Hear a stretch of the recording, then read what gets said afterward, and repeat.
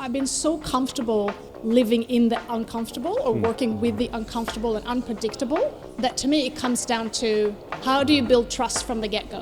What are the other opportunities we could do with AI? You can do a million things and you can do it this quickly. What AI is empowering a lot of people to do is to truly let them co-create. So there's just so much more involvement from, say, an audience or a customer in these types of experiences. Let's just stop talking about AI taking our jobs. Like, that is going to happen. Let's just leave that conversation, work out how are you actually going to embrace this thing.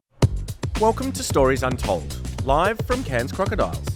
We're unpacking the stories we carry but don't always tell, the stories we've untold ourselves and the stories that are still being written. In this series, we're going to spotlight the overlooked, the unpolished, and the unspoken experiences that have shaped some of Australia's most creative and influential minds. Let's dive in. Welcome back to another episode of Stories Untold. We are filming live from Cairns Crocodiles, and I am joined by Marie-Celine Wiström, MC, as she is affectionately known, is the head of creative technology and AI at Made This, working at the bleeding edge of where ideas meet algorithms. She blends creativity with code, ethics with execution, and helps redefine what we think about the future of originality. MC, thank you so much for joining us. Thanks for having me, Dan. So, when someone asks you what do you do, what do you tell them?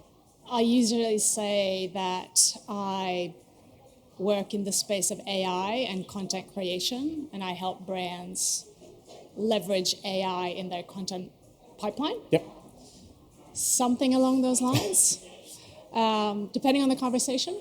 But and then usually I try to talk a little bit about immersive experiences, immersive content as well. What do you wish you could tell them that you do?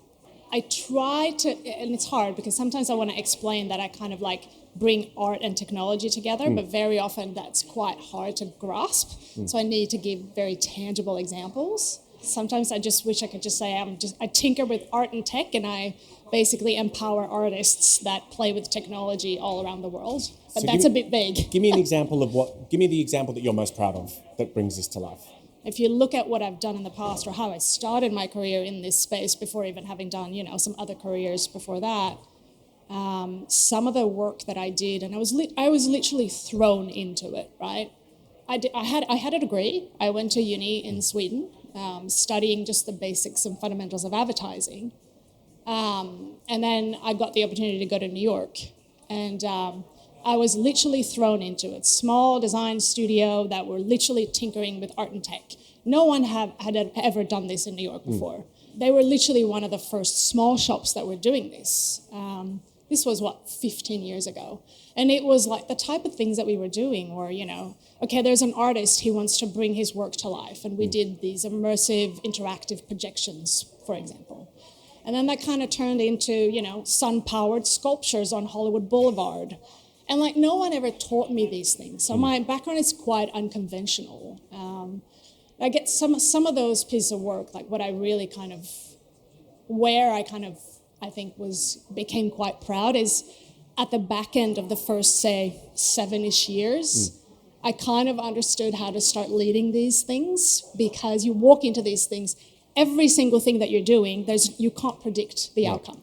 You're literally trialing as you're going. So trying to tell a client who wants to do this, to bring them on the journey, it's just one of those things you can't be taught. No one can ever teach you that. And what's your formula for compelling a client into these, immersive, pioneering ideas? It's literally trying to break them out of the cycle of only leveraging traditional media and traditional channels and trying to actually bring a true experience to their audiences and their customers. Honestly, I'll be honest, I miss my New York days because the brands were just so much more brave to try and do these things than I feel like they are here.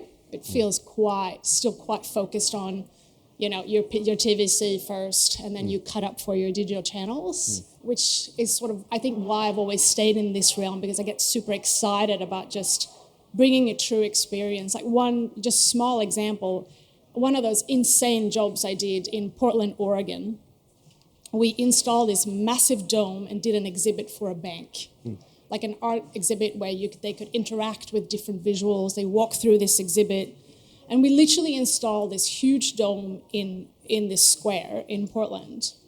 And the whole thing was a storm. We had like a guy's jacket was put on fire from the reflection of a sculpture. Like it was just, and we had like the clients throwing the F word and just being super upset and wanting to walk onto the construction center. And it was just dangerous. The whole thing is dangerous. But then the moment where these kids walk through the experience and they're doing it, and you see their eyes and their face just going, oh, it was just one of those moments where, oh, that's why I'm doing this gig. That's why I'm doing this.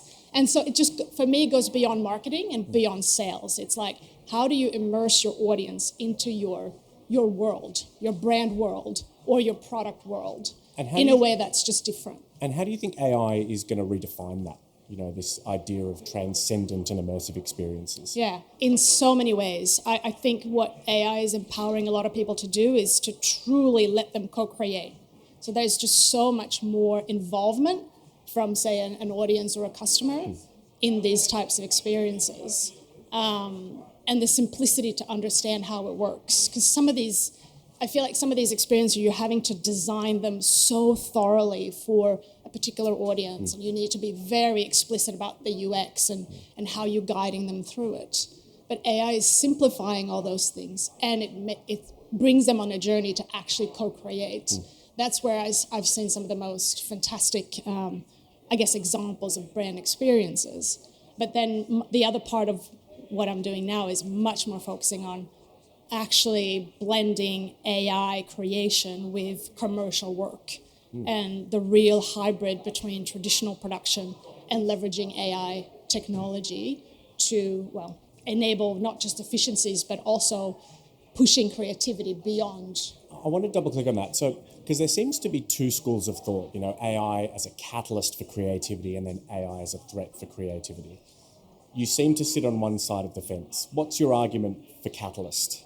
I work with a network of artists around the world. I started an AI artist collective last year, where we brought together some of the absolute best artists that have been dabbling in AI for years already, that are true storytellers, that have a background in the creative field or the world of arts. And every time we interact or we have a project together or they're experimenting, all I hear is, oh, this opened up this idea here, or this expanded my thought process here, or, oh my God, I was able to create this world.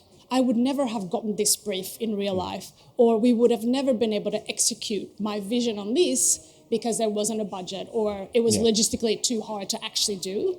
So to me, it's just opportunity more so than anything else. We did recently a project that was one of those desk drawer ideas. Like, it would never have happened if we did it traditionally. It was a piece of content for social where a girl was walking on a rope between two tall buildings in Melbourne. I mean, like, just doing that in a traditional production workflow is really hard and quite time consuming and really costly. And we did it for a fraction, and we did it in 3 weeks. Some of those things, it's like ideas that just will not happen because marketing budgets today are shrinking. They will not happen. Either they're just too ambitious or they're too hard and they're pushing the envelope.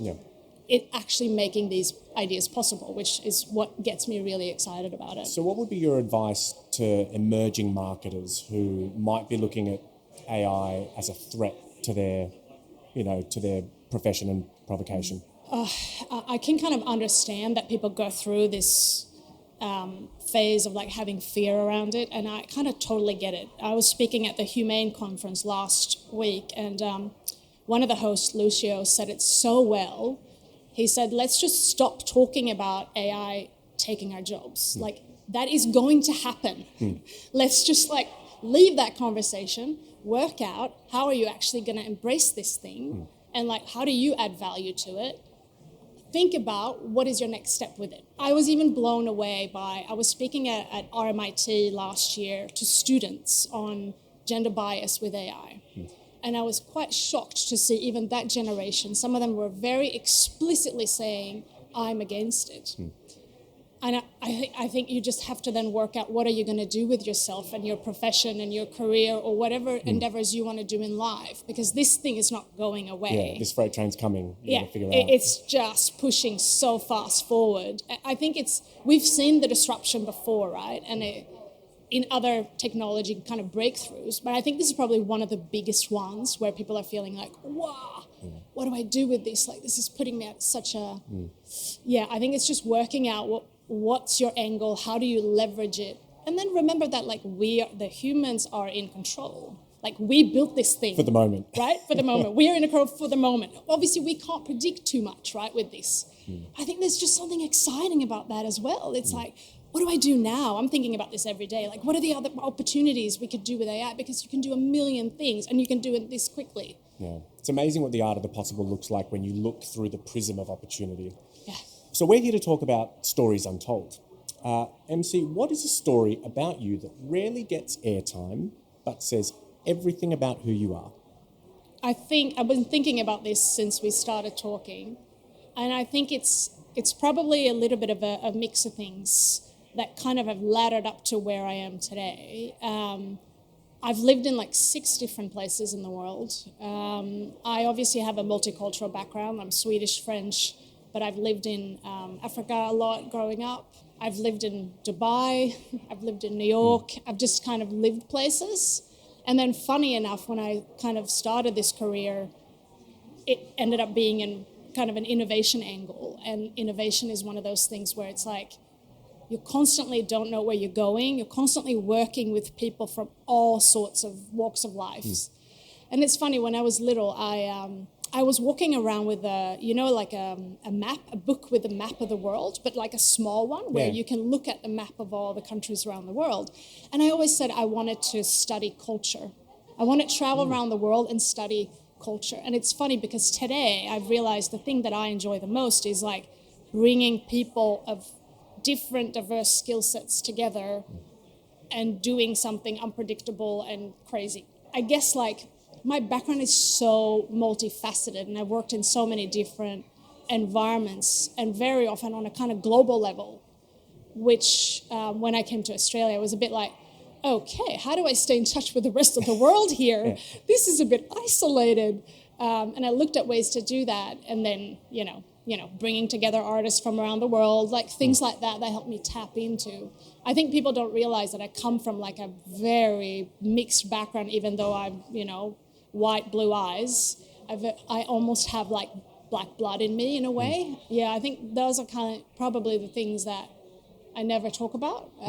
You don't know, and you don't think about that when you look at someone, right? So as you've traveled across the globe, this global citizen, what's something that you've let go of? What's a story that you once told yourself that you've since outgrown? When I started in this particular industry about 15 years ago, I started as a junior producer. And very early on, I was told in that industry that I was here to just execute on ideas that I was given. I had to very quickly pull that apart and fight against that. Because it kind of put me in a lane. And I think in this industry, we are all in these lanes a little bit too much. You're an art director, or you're a producer, or you're an account manager. Yeah. This is your box. When the world that I come from is everyone has to come together from all the disciplines to make the best thing and the best output. And it's funny because the guys that I was working with at the time were kind of banging into my head that you're a producer, this is the idea, and it has to be like this and that. That creativity, I was very much influenced by that. But I was also told, you're just here to execute. And it's funny because a few years later, and all these crazy jobs that no one had ever done before, we went through it, we did it, but it was very, very rough for the most part. I obviously basically learned the hard way, but I quite quickly also learned that I'm not just a producer, like I'm actually creatively contributing to make something actually happen. And so I think I've had to unlearn that a lot. And today I'm like, creativity, strategy, execution. Like I have understanding of dev language. I have understanding of creative language. Like I couldn't call myself a producer anymore today. And I think that's something that I also had to unlearn as I also became a leader. Oh, just on that, so in the world of creative production, what are the stories that these companies are telling themselves that are just holding them back? I think sometimes, and because it is advertising and because it is marketing, there's always a little bit of smoke and mirrors. There's always a little bit of this like kind of balance between selling an idea and being honest about what's actually feasible. And that has been a big takeaway and learning for me is, and I think a lot of these companies, like the companies still need to do that. There's still that sales element. But I feel like you can be much more honest and transparent about it and bring people on the journey. And I don't know if everyone has kind of captured that yet. How do you, in particular when at the moment, as you mentioned, budgets are tightening up, how do you lead a team through an area where there is no map, right? Because I can imagine that in your world there is a huge amount of uncertainty at a time where we are becoming, to your point, much more risk averse. We're gravitating towards things that are certain and measurable. But I feel as though your work runs, 180 degrees to the counter. Yeah, it's such a good question because I realized that in my whole career in this has always been the uncertainty, every single piece of work has always been, there's literally no map. There's nothing linear about this. And even today with AI content production, it's kind of interesting, and it's still quite new, and only just a few projects in, kind of getting it. But I think I've been so comfortable living in the uncomfortable or working with the uncomfortable and unpredictable that to me it comes down to how do you build trust from the get-go? How do you go build relationships from the get-go? We're going to do this together. We're going to be super honest about what we think is going to work, what may not work. And what I tend to do is I tend to do that very much upfront. And I tend to go, here is kind of a map that we can follow. These are the things that we can probably not predict. And there might be things that we can't even predict right now are going to go wrong. So I think for me, it comes down to honesty and relationships. So I try and build that trust up front, and I give pure examples of we just did this thing here. This is how that went down, just to give you an example. And it kind of already builds trust because then the people that are going to go on this journey with you, they know that, okay, well, this person has already kind of experienced it. She kind of has a clue about it. And I've noticed this just on a recent engagement with a client. They very quickly took my recommendation and went for it. Just from me going, here are some examples. Here is what I'm going to tell you and be super honest about it. Here are the things I think ethically you should have a conversation. And it's been going great. When has it gone wrong? Yeah, it's been gone wrong. Many, many times. Oh, gosh. I mean, like I have some horror stories from my past. Give us the juiciest. So the juicy one, oh my gosh. I told you about the guy who, the fire on his jacket, that was one. But I think the craziest one was probably, I did an installation on Hollywood Boulevard, and it was one of those messy projects where the agency was our client, was just messing with us constantly and just trying to push things. First of all, I was covering half the Britney Spears star on Hollywood Boulevard. I had families walking up to me with kids crying. And I was like, this is marketing. Great, I'm sorry, but like we're gonna leave soon. We're here for a few days. I paid for this. Sorry. It was for like a sausage brand. It was a sun-powered sculpture that created these GIFs from a physical... For a sausage brand? For a sausage brand in the US called Jimmy Dean, I think. All right. Just one of those weird ones. Okay, so first of all, I covered the star. I had crying kids. Secondly, we then had the agency asking us to repaint the whole sculpture overnight because they wanted to change the color. Obviously completely illegal to spray paint something on Hollywood Boulevard. And then the next morning, the client shows up, Jimmy Dean shows up before the agency and goes, why did you change the color? And another one, I had a client faint in the edit suite on a project because it was just... The film team was so messy in terms of the video creation. She just passed out. The level of stress, right? luckily she's still a friend of mine today. Just to show kind of I think that the relationships is what ends to what up, you were saying earlier. yeah, ends up being the most important bit. I want to talk about creativity for a second. What's something about the creative process that you wish more people understood? I don't know if people get how messy it is and how much you go through low ups and highs and lows. I feel like a lot of people think, okay, you come up with these ideas and then that's great. I feel like very rarely is it the best idea is the one that just gave birth to like this. Very often it's an idea that you had to change, you've had to iterate on, you've had to kind of push through it and not be happy with it and then bring it back, or then it breathes life to a new idea. I think people kind of underestimate how much Non-linear. time and how non-linear that process is. And I feel like very rarely do we get the time to do it properly, to kind of come out the other end. Is there a project that you're really proud of that never saw the light of day?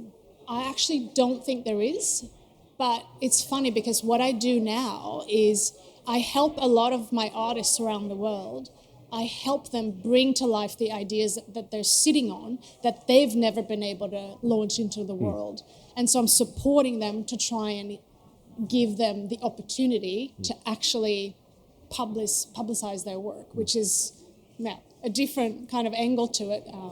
But there's not a project where you're like, that was an unbelievable idea that was never able to get off the ground. So many unbelievable ideas that I've produced in my, I can't even think of one. Position of luxury. When it comes to creativity, what do you see as being redefined right now at an industrial level? Beyond just AI. We are having to produce a lot more content. Brands just need to feed the feeds, basically. They need to stay relevant. They need to be contextual.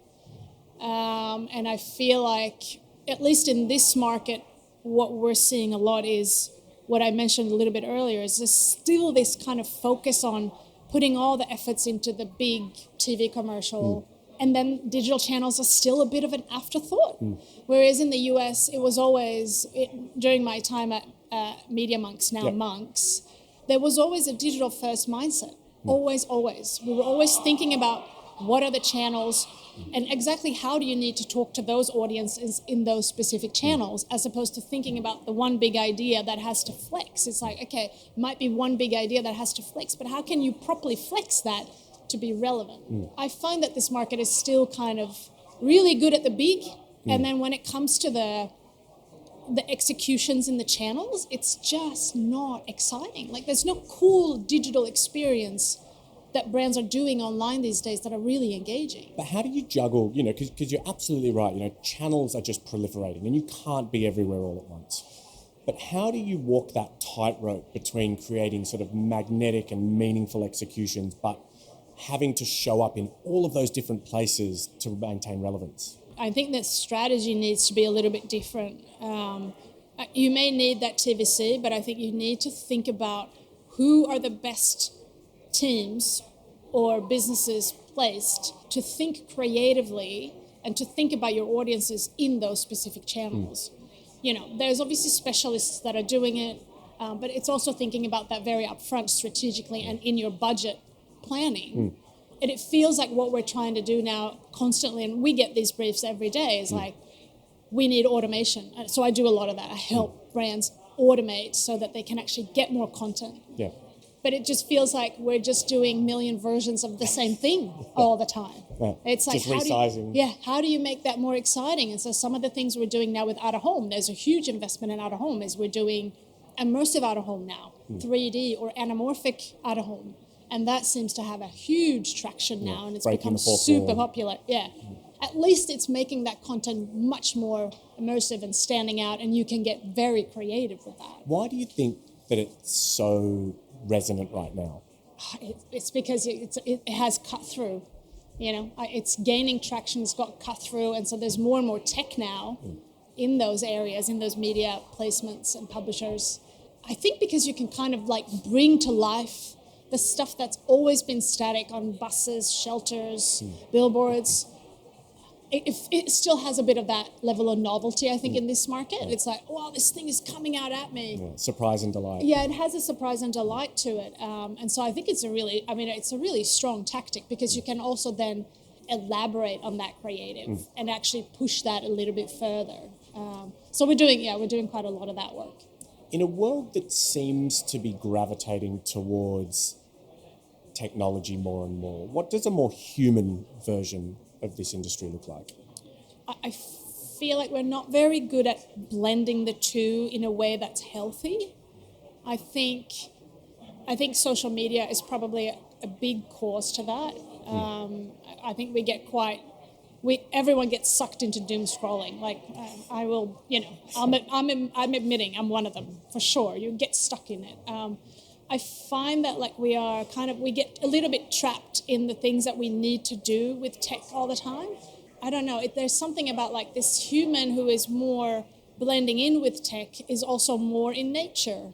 And I'm thinking about some of my artists as a good example that are literally leveraging nature as a medium with technology. That's where those two things truly come hand in hand. Like we weren't designed to be sitting on our phones every day doing things. Like we're designed to be like out in nature and like, I don't know, surviving, right? Like getting food. Like I find that like there's a lot of inspiration to be taken by some of those artists that are truly blending the two.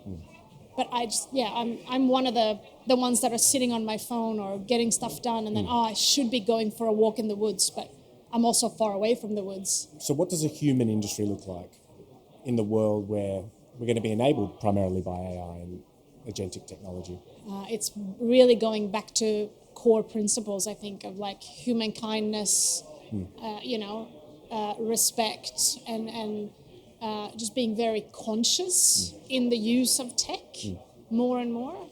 I think love that you led with kindness. Yeah, I think kindness is one of those things where we tend to forget and we kind of take it a bit for granted. But I think it's like we need a reminder on that for this when this stuff is like slowly overtaking, right? I think that's very well said. We're going to end this fireside chat with 3 untold short stories. MC, when was the last time you surprised yourself? I had 2 quite recent ones where I know I have great instinct, but there was 1 or 2 incidents just in the last couple of months where I had to make quick decisions on something and I had to go, this is the person for the job, and I had to just follow my instinct. But I really didn't know it was going to fly. And then, beautiful surprise, it was the right choice. And I even realized after, if I didn't make that choice in that very second before jumping on a plane, I think I was in a situation where I had to make a call before jumping on a plane. And after the whole thing, this whole project, I was like, wow, if I hadn't done that, we would never be where we are now. So I was surprised myself there. MC, what part of you still feels in progress? I'm extremely emotionally attached to what I do. I constantly need to remind myself to separate just for the health and well-being of myself. I bring my whole self to it all, and sometimes that's just not great. I think it's great because it's led me to where I am today, which is fantastic. But it's also been full on. I've needed to remind myself that it gotta come out of it. And now as a parent, as a mom, that is just a reality that it's not even you're telling yourself. You just have to take care of another human. Yeah, there's a whole nother version of yourself now. A whole other version of yourself there, which is just incredible. And it just helps you kind of just be super strict about it. Go, now I gotta let go of this and I have to take care of my kids, basically. Having kids, and clearly you're a deeply passionate, ambitious professional, pioneering in what you do. What changed when you had kids? I think it was a pretty big turning point in everything. Because I was someone I'd work from 8 till 9 p.m. I was building something, and every time I get a new role, I was building something. My last few roles has been building something. Yeah. And you're still building. I'm still building, now. Exactly. But I didn't have a stop, right? And so there was a huge turning point where I had kids. I just had my daughter, who's my older one, and there were some crazy things going on at work and a lot of management changes, and we didn't have enough staff. We were like getting all these briefs in, and there was that point in time where I had to just realize that like it's time to let go. Something's got to give. Yeah. And that was also a point where I kind of really stepped into being a leader. This is a few years ago now, where I had to go, no, this is it. I got to let go now. And so that was a point in time that was super rough. But then once I let go, the plane still flew. Yeah. All right, final question from me, MC. If this chapter of your life had a name, what would it be? And what would you hope the next chapter's called? This chapter right now is probably called Redefining. Okay. And the next one is Flying. May I ask why? Redefining is, well, just to kind of put the context, is I'm in a point in time of my life, I think, where I am taking back ownership of what I want in my life and how I want to live my life.